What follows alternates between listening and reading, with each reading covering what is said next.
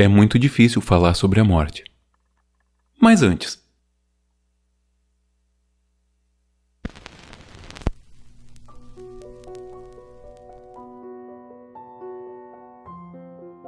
esse é o Dark Side of the Moon, do Pink Floyd.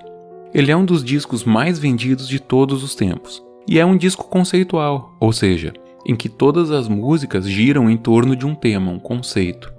Nesse caso, a linha que amarra todas as músicas é aquilo que nos aliena, que nos divide, o que nos separa uns dos outros e de nós mesmos. O disco fala sobre rotina, sobre pressa, sobre dinheiro, tempo, ganância, solidão, saúde mental, ideologia, e com exceção de algumas músicas instrumentais que servem como complemento e suporte para as canções com as quais elas são emendadas, todas as faixas têm letras que tratam desses temas com palavras muito claras e incisivas, exceto uma dessas músicas, The Great Gig in the Sky. Ela tem um tema muito claro, muito definido, que é a morte.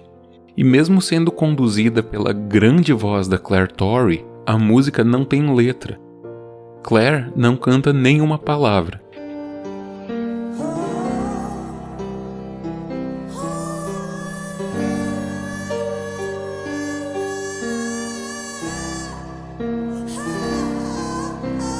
Esse é, para mim, um grande exemplo de como é complicado falar sobre a morte. É tão complicado achar as palavras que, depois de tanto tempo trabalhando nessa música, depois de passar por várias versões com vários arranjos, a banda decidiu lançar assim, sem letra. Porque as sensações complexas e contrastantes que a ideia de morte nos traz se expressam melhor aqui sem que nenhum verso seja cantado. As únicas palavras que essa música tem são de um porteiro do prédio da gravadora. Eles fizeram algumas perguntas para algumas pessoas e gravaram as respostas. Depois colocaram essas respostas no fundo de várias músicas do disco. Então a única voz que diz palavras nessa música é o porteiro dizendo: "Eu não tenho medo de morrer. Pode ser em qualquer hora, eu não me importo. Por que é que eu deveria ter medo de morrer? Todo mundo tem que ir em algum momento."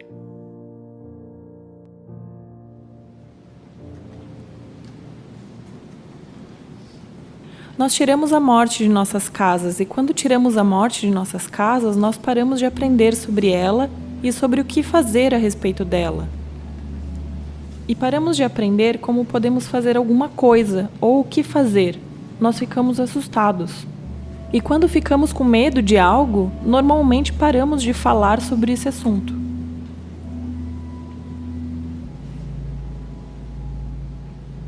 Em muitas culturas, e a nossa é uma delas, a morte é um assunto de que não se fala muito a respeito. Nem sempre foi assim, em alguns lugares ainda hoje não é assim, mas a maior parte das pessoas do mundo vivem em culturas em que a morte é quase um não assunto, algo que pouco se verbaliza e muito se mistifica.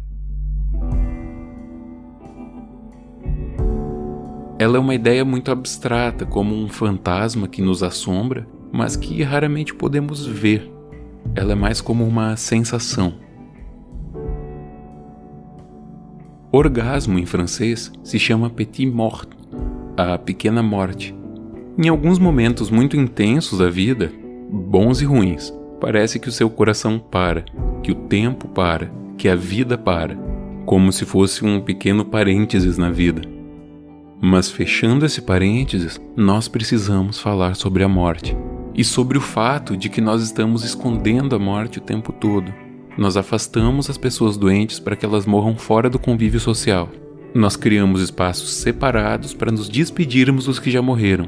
E nós lamentamos esse fato através de eufemismos ou metáforas que escondem, mascaram o que realmente acontece. A vovó foi numa longa viagem. O Totó foi pro sítio de um tio. O titio agora tá lá no céu.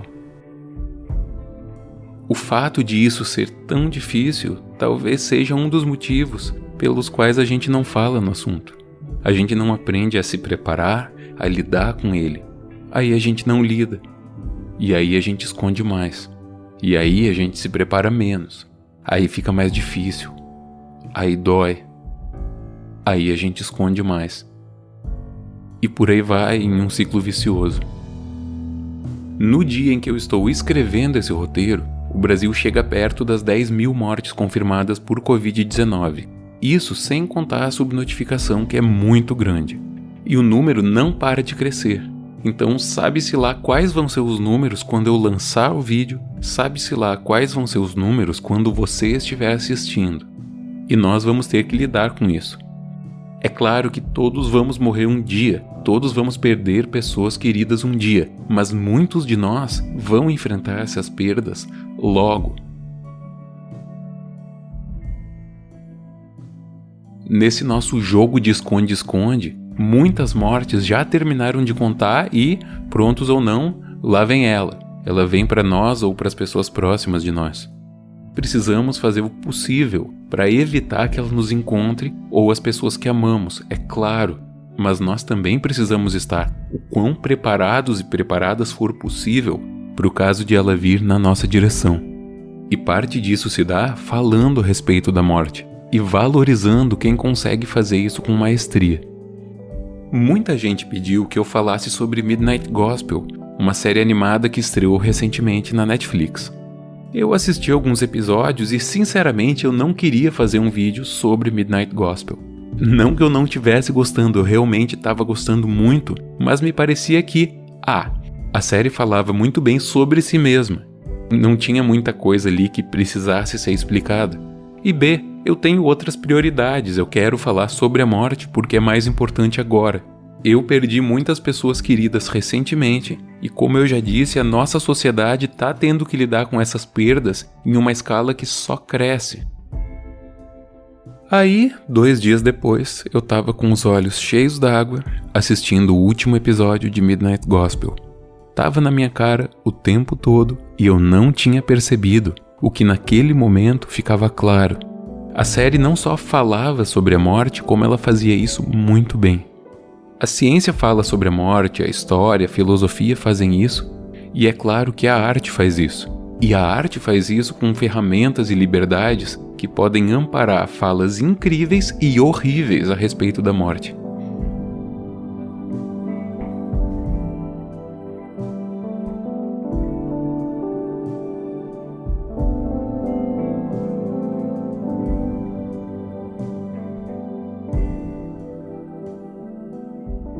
Eu já falei algumas vezes e eu vou falar quantas vezes forem necessárias. A banda mais importante para mim hoje e nos últimos anos é o Grateful Dead.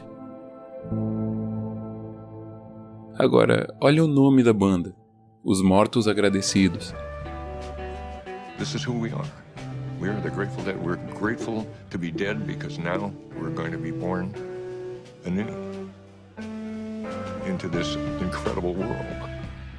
Yeah, we're just glimpsing the edges. Várias das suas músicas trazem perspectivas incríveis a respeito da morte, embaladas em personagens carismáticos, histórias intrigantes, psicodelia, cores, referências obscuras, liberdade criativa, o passado esquisito da América e estados de espírito que dificilmente se consegue entender na primeira vez que você ouve. Dentre as suas muitas excentricidades, o Midnight Gospel faz exatamente a mesma coisa. O programa é todo baseado em diálogos, que são retirados do podcast Duncan Trussell Family Hour. Esses diálogos são encadeados com uma história bem surreal, com ilustrações psicodélicas, que às vezes são mirabolantes, às vezes bizarras, às vezes encantadoras, e às vezes as 3 coisas. Não é à toa que uma das conversas mais tocantes a respeito da morte é ilustrada com vários elementos da iconografia do Grateful Dead, como os ursos coloridos, as flores, as perspectivas, o estilo da ilustração. Talvez seja proposital, talvez não, mas com certeza não é à toa.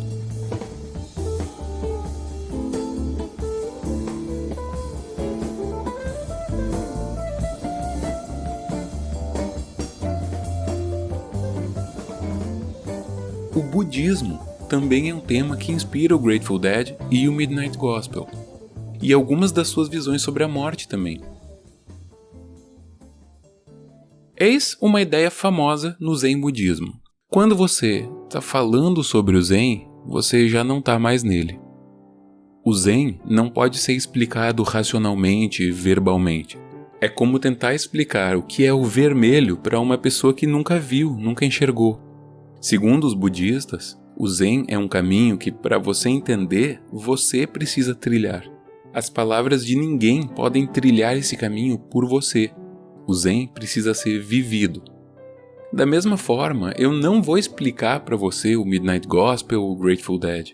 Eu vou dizer que eles existem e que em dados momentos eles falam sobre a morte. Agora, quem tem que assistir, quem tem que entender é você. Isso pode ser bom de várias maneiras para mudar a sua percepção sobre a morte.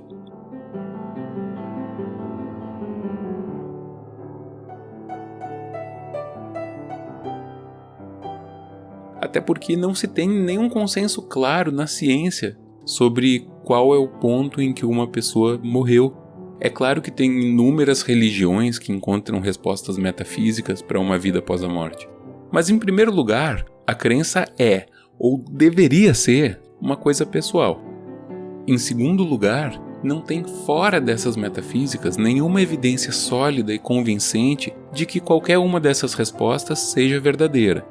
Essas respostas são alegações extraordinárias, e alegações extraordinárias demandam evidências extraordinárias.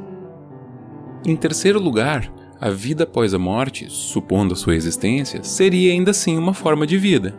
Se você morre hoje para viver a vida eterna, você está vivendo a vida eterna, e não é sobre isso que eu quero falar. Eu quero falar sobre a morte mesmo, uma ideia de fim.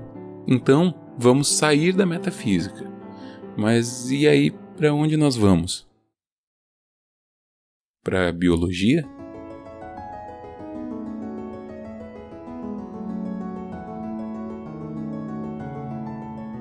Mesmo na medicina e na biologia, tem algumas zonas muito cinzentas a respeito do que é a morte. Veja, biologicamente, nesse momento eu estou vivo e o Napoleão está morto. Mas nem tudo é tão simples. Há muitas pessoas cujas funções vitais param durante minutos e depois retornam. Essa pessoa de fato morreu? A partir de que ponto nós podemos dizer que uma pessoa está de fato morta? A morte fisiológica é hoje vista mais como um processo do que como um evento. Então, quem sabe a gente ruma para outro campo, a estatística. 100% das pessoas que estão vivas agora sobreviveram a tudo que já aconteceu em suas vidas. 0% dessas pessoas sobreviverá a tudo que vai acontecer em suas vidas.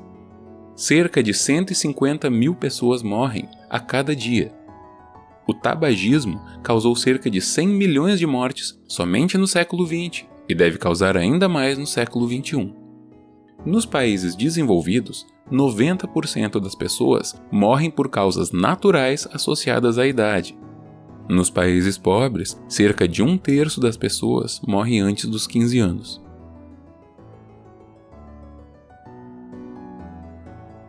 Esses números têm história. Pode parecer estranho pensar que uma coisa tão universal, tão atemporal como a morte também tem história, mas tem. A forma como as pessoas lidam com a morte se transformou radicalmente ao longo dos anos. Por exemplo, no século XIV, na Europa, a gente teve a maior pandemia de peste negra, e há muitas estimativas de que até metade da população europeia morreu por conta dessa doença.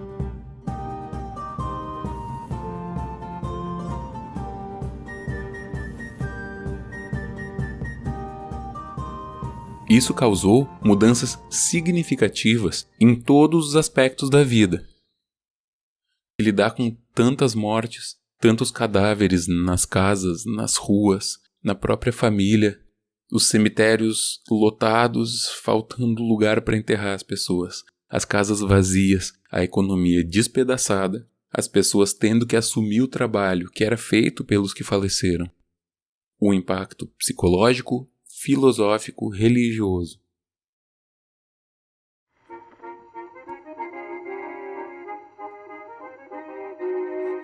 O fato de que a maior parte das pessoas doentes morrem em hospitais é historicamente muito recente. Shervin Newland foi um professor de bioética e história da medicina na Escola Médica de Yale. No seu livro How We Die, publicado em 1994, ele fala sobre como a morte foi aos poucos se tornando invisível ao longo do século XX. Até a década de 30, a maior parte das pessoas nos países ocidentais morria em casa, cercado pela família, amigos e às vezes pessoas da igreja. A maior parte dos funerais também acontecia em casa. As pessoas viam o processo de morrer e eram confrontados com a perda das pessoas próximas de uma forma muito mais direta. Hoje em dia, poucos de nós presenciam a morte das pessoas que amam. Poucas pessoas morrem em casa, e as que fazem são normalmente vítimas de doenças prolongadas ou crônicas degenerativas, nas quais as drogas mascaram com eficácia os eventos biológicos que estão acontecendo. Dos aproximadamente 80% dos americanos que morrem em hospitais, quase todos estão escondidos, ou com detalhes de sua mortalidade escondidos das pessoas que estiveram mais próximas em vida. Toda uma mitologia cresceu ao redor do processo de morrer. Caitlin Duthie, escritora e agente funerária, defende que essa cultura se desenvolveu nos Estados Unidos e a seguir se expandiu para muitos outros locais. Ela surge como uma reserva de mercado da indústria funerária após a Guerra Civil Americana. Durante a guerra, muitos soldados morriam longe de casa e os cuidados de embalsamar e tratar os cadáveres eram muito importantes para levar esses cadáveres de volta para o lugar de onde eles vieram. Quando a guerra acaba, se começa a espalhar muitos mitos a respeito da fisiologia, da biologia dos corpos mortos. Antes disso, quase sempre os corpos eram tratados pela própria família. Em algumas décadas, repassar os corpos para profissionais se tornou uma prática estandardizada e cimentada no imaginário da maior parte dos países ocidentais, e tudo que se afasta dessa prática nos causa estranhamento ou até medo.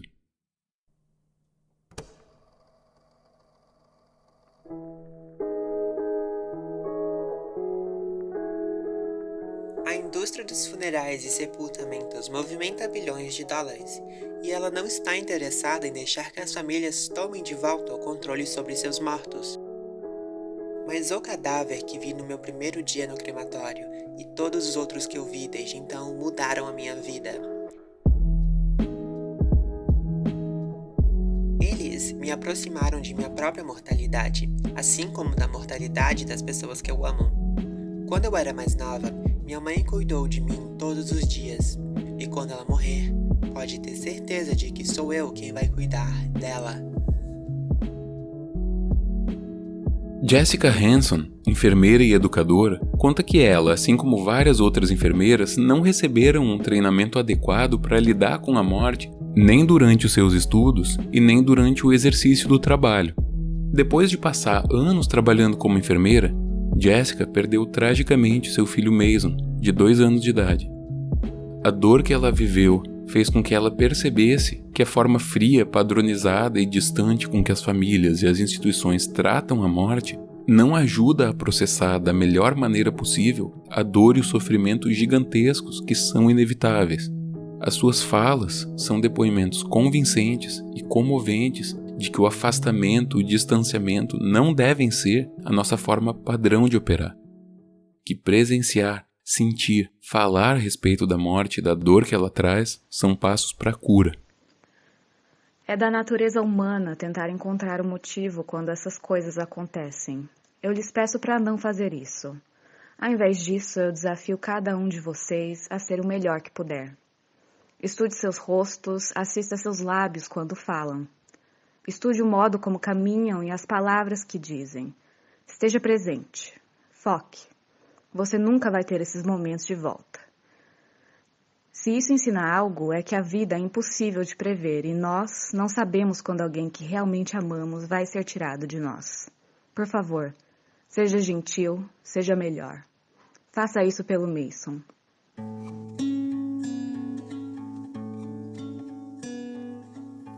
Voltando para Martha Atkins, seus estudos mostram que é comum as pessoas terem visões quando estão próximas da morte, e essas visões são diferentes de alucinações normais. São visões que geralmente trazem conforto para a pessoa. E essa é uma das muitas possibilidades que temos de interagir com essas pessoas, o que pode ajudar muito a lidar com a dor, tanto de quem morre quanto de quem vive.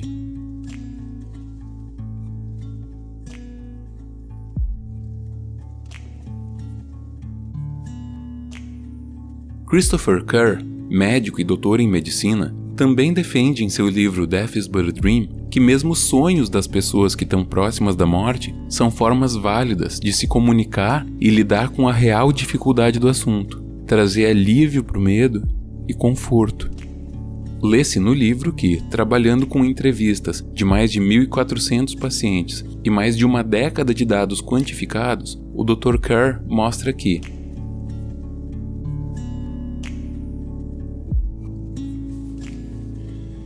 sonhos e visões próximos da morte são eventos notáveis que trazem conforto e são exemplos da resiliência humana.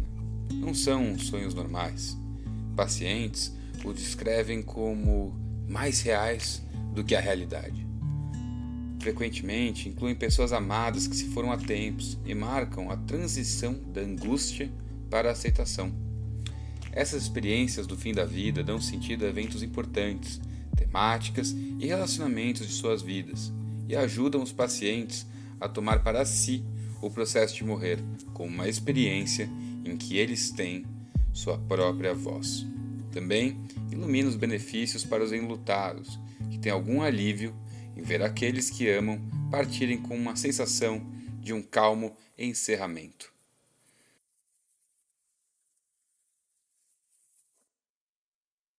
Afastar-se dessas pessoas, das suas experiências, dos seus imaginários, é jogar fora uma caixa de ferramentas que podem ajudar nos momentos mais difíceis que vivemos enquanto indivíduos e enquanto família.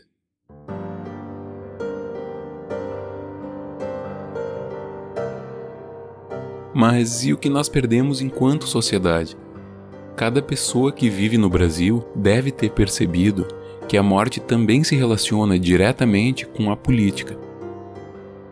O filósofo Achille Mbembe discute o termo necropolítica, que define quais são as pessoas e instituições que têm o poder de matar ou expor outras pessoas a condições que levem à morte, através de várias formas de violência política. É claro que alguns casos são muito óbvios, como um Estado mandando pessoas para uma guerra ou para invadir terras indígenas, que é uma triste realidade do passado e do presente do nosso país. Mas há muitos outros casos que não são tão óbvios. Tem várias formas contemporâneas de subjugar a vida ao poder da morte através de decisões políticas. Quais vidas são levadas direta e indiretamente por essas decisões? Quais vidas já foram levadas e continuam sendo colocadas para debaixo dos tapetes? Será que o preço que nós pagamos pela nossa incapacidade de falar e de pensar sobre a morte não é consentir com esse tipo de decisões?